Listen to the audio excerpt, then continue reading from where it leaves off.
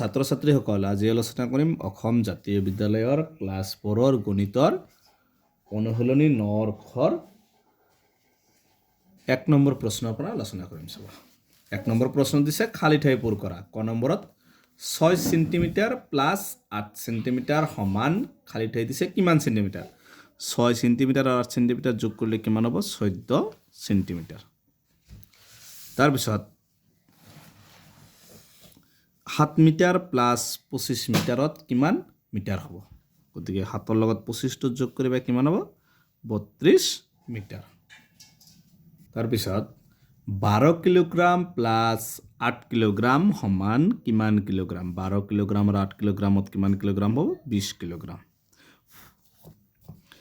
তাৰপিছত 25 লিটাৰ বিয়োগ 14 লিটাৰ সমান কিমান লিটাৰ? মানে 25ৰ পৰা 14 বাদ দিলে কিমান হ'ব? 11 লিটাৰ।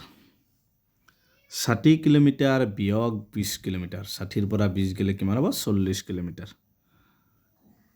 এইকেইটা আছিল 1 নম্বৰৰ এনসাৰ। গতিকে ইয়াৰ পিছৰ ভিডিঅ'ত 2ৰ কেইটা আলোচনা কৰিম। 2ৰ কেইটা বহুত কেইটা দিয়া আছে, যোগ কৰা।